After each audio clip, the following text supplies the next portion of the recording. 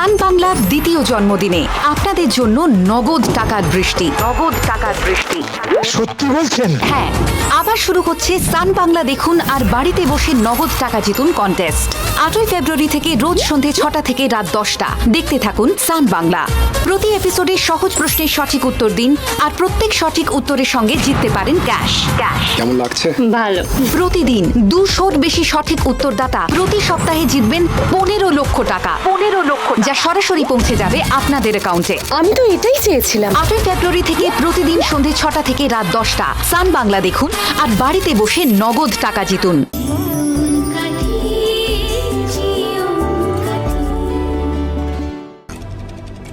যাহা বলিব সত্য বলিব, সত্য বই মিথ্যা বলিব না।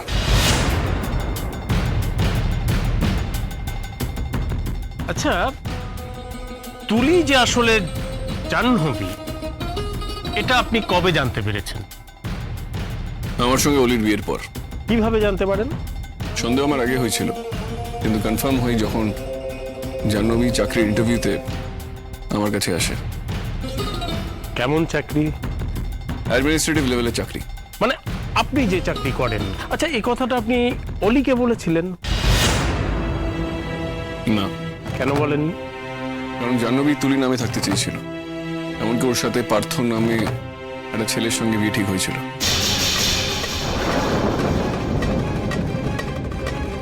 আমি চাইনি যে অতীতকে ও মুছে ফেলতে চাইছে, সেই অতীতের সামনেও দাঁড়াক। আপনি সেই কারণে বলেননি নাকি ইচ্ছে করে বলেননি? মানেটা তো আমার থেকেও আপনি বেশি ভালো করে জানেন, কারণ জাহ্নবী যে ইন্টারভিউটা ক্লিয়ার করে ফেলেছিল সেই খবরটা আপনি জানতেন এবং সেই খবরটা আপনি জাহ্নবীকে দিয়েছেন জাহ্নবীর বিয়ের দিন, এবং সেই রাতেই জাহ্নবী বিয়ের মণ্ডপ থেকে পালিয়ে যায়।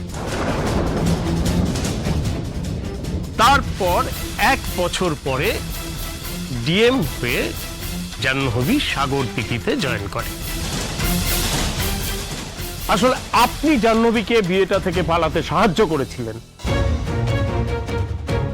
অলিকে যেহেতু আপনি কথা দিয়েছিলেন যে জাহ্নবী কোনোদিন ফিরে এলেও আপনি তাকে গ্রহণ করবেন না, তাই আপনি জাহ্নবীকে চোখের আড়ালে নিয়ে গেলেন।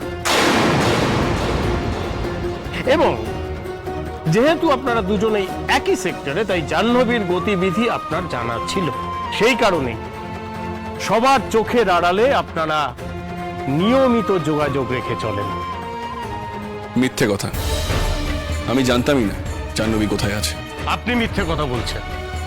আপনি জানতেন, কারণ আপনি ইন্টারভিউ বোর্ডে ছিলেন, আর ইন্টারভিউ বোর্ডে যারা থাকেন, ইন্টারভিউ যারা ক্লিয়ার করে তাদের সমস্ত ডিটেল তাদের কাছে থাকে।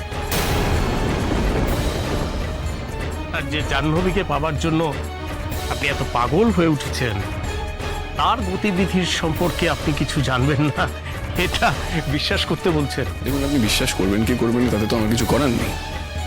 আমি সত্যিটাই বলেছি। না না, আমাকে বিশ্বাস করাতে হবে না, আপনি মহামান্য বিচারককে বিশ্বাস করান।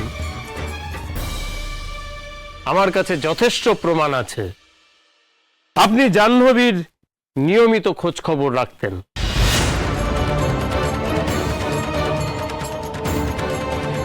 এবং সাগরদিঘিতে যে কনফারেন্স হয়েছিল, সেই কনফারেন্সের লোকেশন প্রথমে সাগরদিঘি ছিল না। আপনি জোর করে সেটা সাগরদিঘিতে করান। অবজেকশন ইওর অনার, এইভাবে সরকারি মিটিংগুলোর লোকেশন যে ঠিক করা যায় না, সেটা হয়তো আমার বিপক্ষীয় বন্ধু ভুলে গেছেন। Objection overrule. Thank you. এখন আমি এমন একজন মানুষকে ডাকতে চাই যিনি ঋষি সেন এবং জাহ্নবী চ্যাটার্জিকে দীর্ঘদিন ধরে অনেক কাছ থেকে জানেন এবং চেনেন। আমি মহামান্য বিচারপতির কাছে এই অনুমতি চাইছি। অনুমতি দেওয়া হলো। প্রদীপ্ত সান্যাল হাজির।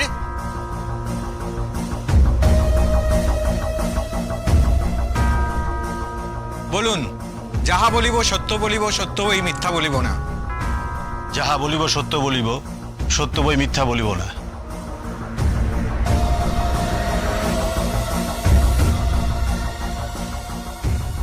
ঋষি সেনকে আপনি কতদিন চেনেন? ঋষি সেনকে তোর প্রফেশনের শুরু থেকে আমি চিনি। আচ্ছা, ঋষি সেনের সঙ্গে আপনার সম্পর্ক কিরকম? খুবই ভালো সম্পর্ক। ঋষি দীর্ঘদিন আমার আন্ডারে কাজ করেছে। ইয়াং, ব্রাইট অ্যান্ড ট্যালেন্টেড বয়। ও যেখানে যেত সেখানে সবার মন জয় করে নিত। ওর মধ্যে একটা লিডিং পার্সোনালিটি ছিল। যেখানে যেত সেখানে সবাই ওর কথা খুব শুনে চলত। ইনফ্যাক্ট আমরা ওর সিনিয়র হলেও ওর সাজেশন অনেক সময় শুনতাম। Point to be noted, your honour. আচ্ছা, ঋষি সেন যে অলি বসুকে বিয়ে করবার আগেই জাহ্নবী চ্যাটার্জিকে বিয়ে করেছিল, সেটা আপনি জানতেন? না, জানতাম না। মাঝখানে আমার বদলি হয়, আর সেই সময়টা আমার কারোর সাথে কোনো যোগাযোগ ছিল না। তাছাড়া ঋষি সেন খুব প্রাইভেট পার্সন। ঋষিকে আমরা ওর ব্যক্তিগত জীবনের কোনো কথা কখনো কারোর সাথে আলোচনা করতে দেখিনি। সাগরদিঘির ওই অ্যাক্সিডেন্টের পরেই আমি জানতে পারি যে ঋষি সেনের স্ত্রী হচ্ছে জাহ্নবী চ্যাটার্জি, আর ওদের মধ্যে ডিভোর্সটা হয়নি। সেটা আমি জাহ্নবীকে ফোনে কমিউনিকেট করি। ও আমাকে বলে যে ওদের মধ্যে সেপারেশন চলছে আর কিছুদিনের মধ্যে ওদের ডাইভোর্সটা হবে। আর ঋষি ওর এই ডিভোর্সের কাগজপত্রগুলো সেখানে নিয়েও গিয়েছিল। ইওর অনার, সাক্ষী প্রদীপ্ত সান্যালের কথা থেকে এটা প্রমাণ হয় যে সত্য গোপন করবার স্বভাব ঋষি সেনের বরাবরই ছিল। Objection, your honour. প্রফেশনাল জায়গাতে পার্সোনাল লাইফ নিয়ে আলোচনা না করা আর সত্য গোপন করার মধ্যে অনেক পার্থক্য আছে। আমার বিপক্ষীয় বন্ধুকে বোধহয় হিউম্যান সাইকোলজিটাকে আগে বুঝতে হবে, সেই ক্লাস করতে হবে, মানে মানুষের নেচার কেমন হয় সেটা বুঝতে হবে। না পড়াশুনো করে ওকালতি করতে আসলে এটা খুব ভুল একটু একটু হয়। আমার মনে হয় আপনি আগে আমার সওয়াল করাটা ভালো করে দেখুন, বুঝুন যে কোর্টে কি করে সওয়াল করতে হয়। আমার বিপক্ষীয় বন্ধুর মনে হয় জানা নেই, এর আগেও ঋষির নামে একটি মিথ্যে মামলা দায়ের করা হয়েছিল। সেই মামলাটিও আমিই লড়েছিলাম এবং ঋষিকে সসম্মানে বাড়ি নিয়ে গেছিলাম। বাহ, আমার লার্নেড ফ্রেন্ড তো আমাকে আরো একটি তথ্য দিলেন যে এর আগেও উনি এরকম কেস করেছেন এবং সেটা জিতেছেন। মানে ঋষি সেনের ক্ষেত্রে এই ধরনের ক্রিমিনাল কেস এই প্রথম নয়, এর আগেও অনেকবার হয়েছে। তার মানে এটা বলা যেতেই পারে উনি একেবারে ধোয়া তুলসী পাতা নন। অর্ডার অর্ডার, আপনারা দুজনেই আসল বক্তব্য থেকে সরে যাচ্ছেন। এইভাবে আদালতে সময় নষ্ট করবেন না, মূল প্রসঙ্গে কথা বলুন। I am sorry your honour. আচ্ছা প্রদীপ্ত বাবু, এই যে মিটিংটা সাগরদিঘিতে হবে, এই ডিসিশনটা কি ওপর থেকে অর্ডার আসে নাকি আপনারা ঠিক করেন? না, অর্ডারটা উপর থেকে আসে, কিন্তু তাতে আমাদের রেকমেন্ডেশনটাও ম্যাটার করে। আচ্ছা, সেই রেকমেন্ডেশনের লিস্টটা কি ঋষি সেনও পাঠাতে পারে? হ্যাঁ, উনি তো পাঠিয়েছিলেন। কোনো জায়গার নাম পাঠিয়েছিলেন? সাগরদিঘি।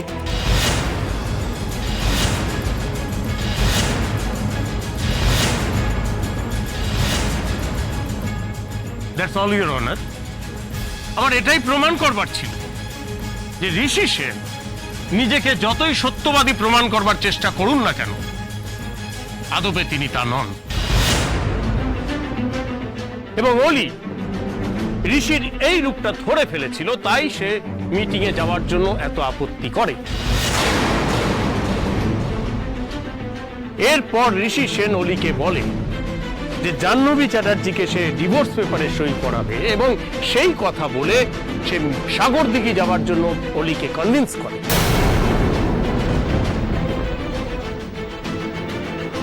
এবং অলিকে সে কথা দেয় যে মিটিং শেষ করেই সেই রাতেই সে ফিরে আসবে,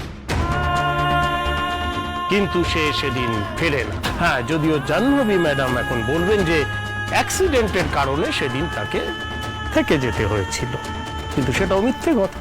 কারণ আমি হোটেলের সমস্ত রুম ডিটেলস চেক করেছি এবং সেখানে আগে থেকেই ঋষি সেনের নামে 2 দিনের জন্য রুম বুক করা ছিল।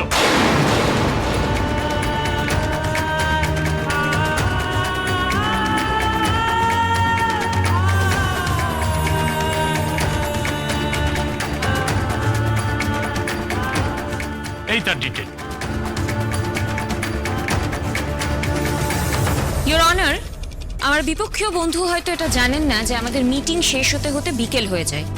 সেই কারণেই প্রত্যেকটি গেস্টের জন্য সেই দিন এবং তার পরের দিনের জন্য গেস্ট হাউস বুক করা হয়েছিল। আপনি লিস্টটা মিলিয়ে দেখলে প্রত্যেকের নামই দেখতে পাবেন।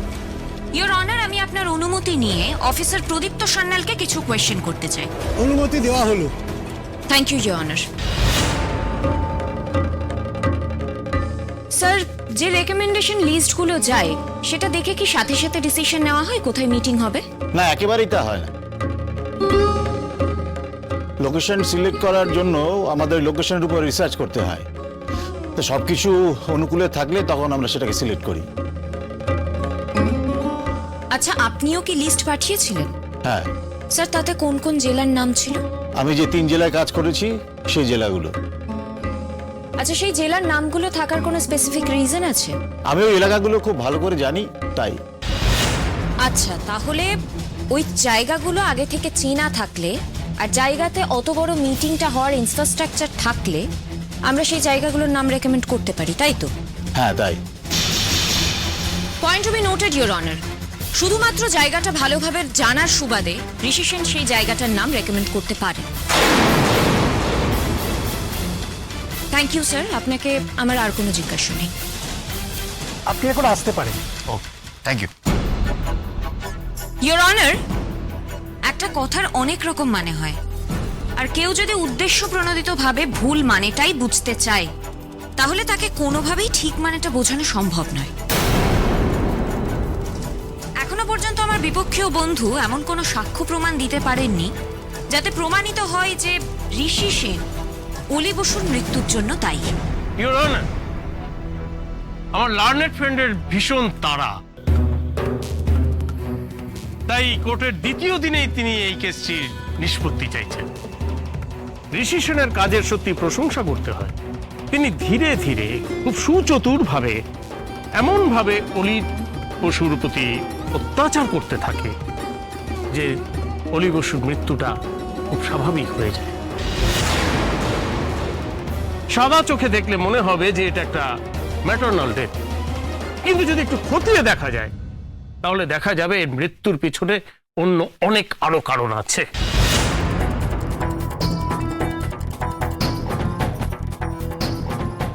যা সাদা চোখে ধরা পড়ে না, কিন্তু আইনের চোখে সেটা জলের মতো পরিষ্কার হয়ে যায়।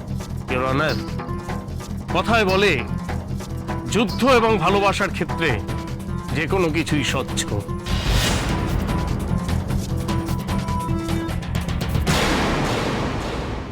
ঋষি সেন জাহ্নবী চ্যাটার্জিকে ছাড়া থাকার কথা একদম ভাবতে পারতেন না। তাই যখনই তিনি নতুন করে জাহ্নবী চ্যাটার্জির সন্ধান পেলেন তখন থেকে তিনি অলি বসুর সঙ্গে অশান্তি করা শুরু করেন।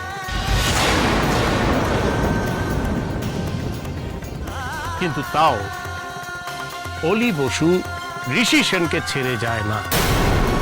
এরপরে যখন অলি বসু প্রেগনেন্ট হয়ে যায় তখন ঋষি সেন ভাবতে শুরু করে যে এবার বোধহয় সে পুরোপুরি আটকে গেল।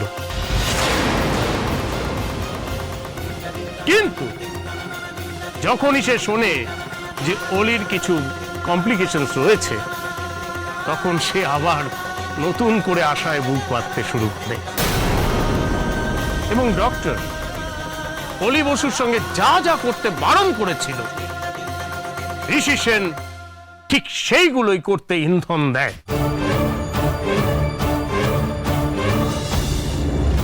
সবচেয়ে বড় কথা হলো অলিকে সব সময় মানসিক যন্ত্রণা এবং অশান্তির মধ্যে রাখা হতো। অবজেকশন ইওর অনার, অলি শুরু থেকেই খুব হাইপার ছিল। ওর মাথায় যেটা একবার ঢুকে যেত সেটা কখনোই বেরোতো না। আর তাছাড়া অলি বরাবরই ওভারথিঙ্ক করত। সেই কারণেই ঋষিকে নিয়ে ওর মনে সন্দেহ থাকতো। সেটা কিন্তু ঋষি শত চেষ্টা করেও ওর মন থেকে কাটাতে পারেনি। ইওর অনার, এখন আমি একজনকে ডাকার কথা বলবো যে পার্সোনালি আমাদের কাউকেই ভালোভাবে চেনেন না।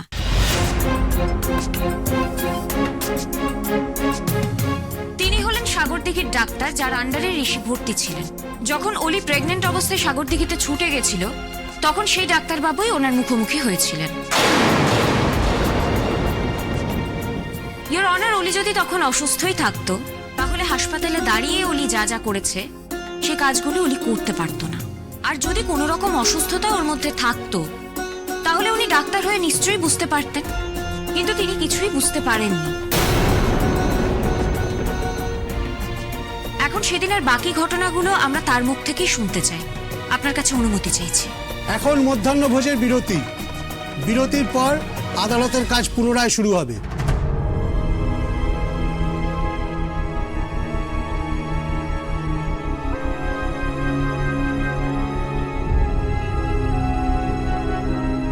আপনারা জান আমি আসছি।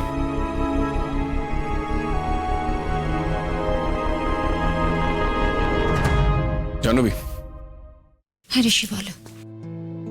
তোমাকে আমি যত দেখছি অবাক হচ্ছি। তুমি এত বড় একটা উকিলের সঙ্গে লড়াই করছো, তুমি তো সাহস পাও কোথা থেকে? সবই তো তোমার কাছ থেকে পাওয়া ঋষি। তোমার ভালোবাসাই তো আমাকে লড়াই করার শক্তি দেয়। ওই মনে ভালো আছে? অনেকদিন আগে দেখিনি, আমার কথা জিজ্ঞেস করে।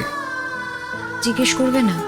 রোজ তোমার কথা জিজ্ঞেস করে, তোমাকে খুব মিসও করে। তাই নাকি? আমি ভাবলাম নিজের মাকে পেয়ে আমাকে হয়তো ভুলে গেছে।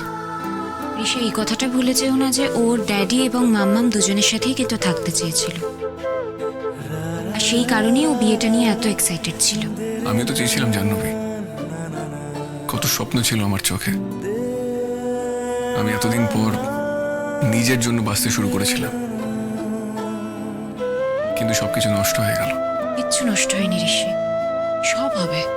আমিও সেই আশা রাখি, তবুও মাঝে মাঝে অন্ধকারে তলিয়ে যাই। আমি থাকতে তোমার কিচ্ছু হবে না ঋষি। আমি বা তুমি যেখানেই হারিয়ে যাই না কেন, আমাদের ভালোবাসার আলো ঠিক আমাদের খুঁজে বের করতে সাহায্য করবে। ঋষি, আমাকে একবার বাইরে যেতে হবে। ডাক্তারবাবুর সাথে ব্রেক ওভার হওয়ার আগে না পয়েন্টগুলো একবার ঝালিয়ে নিতে হবে। ছোট মা জেঠুমনি মনে হয় ওনার সাথেই কথা বলছেন বাইরে। আমি গিয়ে ওদেরকে পাঠিয়ে দিচ্ছি। আর বলছি, তুমি তো কিছু খাওনি, ছোট মা এলে কিছু খেয়ে নিও না। তুমিও তো খাওনি। আমার কাজটা শেষ হলে তারপরে খাবো।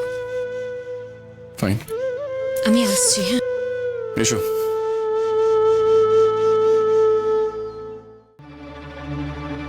ইওর অনার, আমি আপনার অনুমতি নিয়ে আমার পরবর্তী সাক্ষী ডক্টর বেরাকে ডেকে নিতে চাই। অনুমতি দেওয়া হলো। Thank you your honour.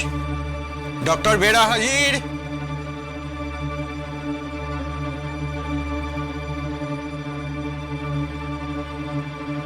বলুন, যাহা বলিব সত্য বলিব, সত্য বই মিথ্যা বলিব না। যাহা বলিব সত্য বলিব, সত্য বই মিথ্যা বলিব না।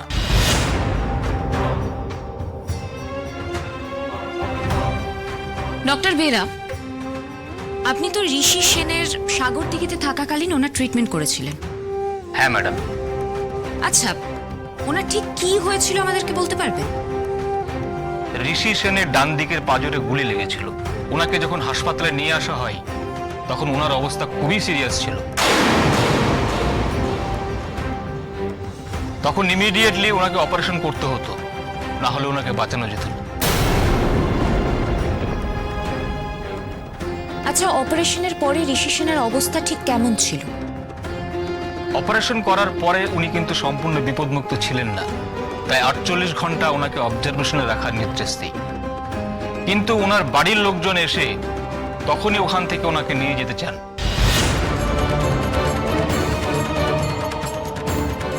কিন্তু ঋষি সেনের কন্ডিশন এমনটাই ছিল, তাতে যদি উনি ট্রাভেল করতেন তাহলে হয়তো কোলাপস হয়ে যেতে পারতেন। তাই ওনাকে অন্য কোনো হাসপাতালে শিফট করার কোনো পারমিশন আমি দিইনি, এবং ডিসচার্জ করার পরেও ওনাকে এখানে কোথাও বিশ্রাম নিয়ে তারপর ট্রাভেল করতে বলি।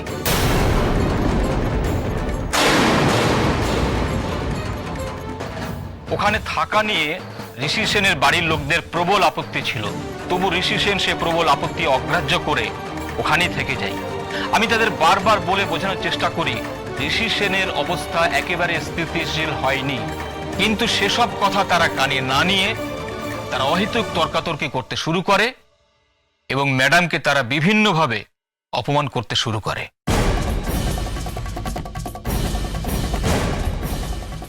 শেষ পর্যন্ত ঋষি সেনকে তারা বোঝাতে ব্যর্থ হয় এবং ঋষি সেনকে একা রেখেই তারা বাড়ি ফিরে যায়।